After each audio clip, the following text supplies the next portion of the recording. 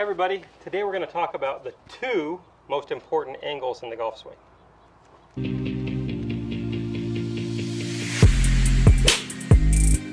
Okay Henry, so we're boiling down the two most important angles in the golf swing. When we talk about angles, what kind of things could we possibly be talking about? Probably for a lot of people at home, they're thinking, okay, well, they're talking about lag, they're talking about shaft lean, right? So those are a couple things you might think of. Angle of attack. Yeah, things with a golf club. Yeah. Right? But we're actually talking about two angles in the body that will help you achieve some of those things you're looking for. For sure. Okay? So, angle number one is wrist angles. And I would say you cannot have proper wrist angles without angle number two. So if I swing this golf club back and I create dynamic wrist structure and I just turn to the ball, I'm going to miss unless I add in a little bit more of what I want from angle number two, which angle number two is hip flex. Basically hinge from the hips to get us down. So we got this structured wrist. Now we create a little bit of angle in our pelvis and we can make good contact. So those two match up, is what you're saying. So without one, we can't really have... You can't have one without the other. Right. So just like if I were to get flex and hinge from the hips here in the downswing, create that angle, but unload my wrist conditions, well, guess what? You're going to be hitting way behind the ball. Which is a huge answer to many of our students. They say, well, when I add in this flex in my pelvis, so I kind of sit in transition, I hit it fat every time. Yeah, how do I do it without chunking? How do I do it without chunking? Well, you have to learn how to pivot your body without pushing your wrist down. Yeah, and it's kind of a combination of those two, right? Because they when they kind of try to sit down, they don't add in the turn, yeah, so but they especially pull or throw down the club. And I would say that's because the most common pattern you see amongst golfers is they swing back and they throw the club down like this. And so because they throw the club down, they also tend to straighten their legs out and stand up. That's how they make space for that. And they tend to hit it on the toe. You got a whole bunch of different issues that happen. So when we add in hip flex in transition, a lot of times they don't turn, they just flex their hips and then the club's never going to get up there, so then they still throw. But if they learn how to flex and turn, then they don't have to hold the angles, they just don't have to throw them. Yeah, they're maintained if you sort of allow it. Yes.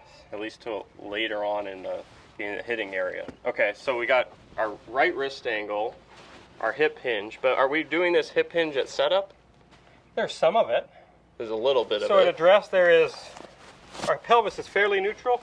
It's just a little bit angled down at address. And then as we turn to the top, our pelvis stays in the same constant state, more or less. So as I'm turning, you can see I turn on an inclined plane. But then as I transition, the hip hinge is being added in. Yep. There's a little hip hinge, a little knee flex. So we're just flexing ourselves down so we can get everything aimed down to the ball. And that could be a little bit of a side angle, is that knee flex in transition too, yeah, towards the end. But it's really that hip hinge what we're looking for, because it keeps your chest down, it gives you space. Yep. You know, that's a really important area. From my PGA schooling, it was called the sacred area. We wanted to make sure we kept some space in the sacred area, right? So, because so many people are pushing up into that area, yeah, and things have to get unloaded. The two match up. We got our wrist angle, we got our hip hinge. So even just doing some of that stuff at home like this, you know, it looks kind of goofy, but I do that stuff all the time. Yes, you do. Yes, I do. And it's good for you. Anytime you can just be training a pattern. So you could be doing something like this, or you could sit here with the club and do something like this, and then let the club swing. You're training yourself to stay out of the way and pivot correctly. Just open the refrigerator, close the refrigerator, right? There you go. So how are we going to practice this? What about just doing it with your right hand? Could you do it that way? That's an awesome way to do it. So you could just practice, swing it back, and then gently, you're not going to try to go fast, you're going to feel a little flex, turn, deliver without throwing this down. So something along those lines.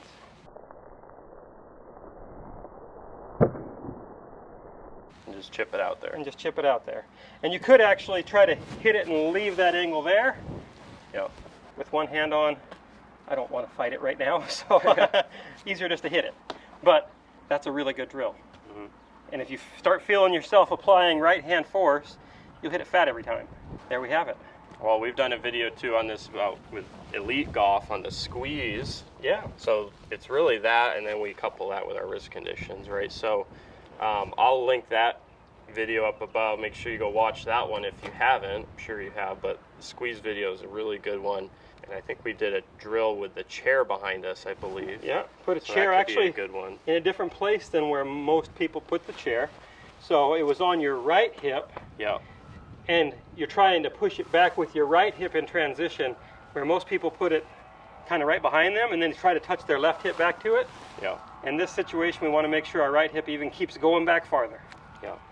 All right, guys. And if you guys want individual help with your games, come on to milolinesgolf.com. We have an academy, hundreds of videos, one-on-one analysis every month on our Coach Now app, and then we do monthly webinars and so much more. Come join us. And make sure you subscribe to this channel if you haven't already.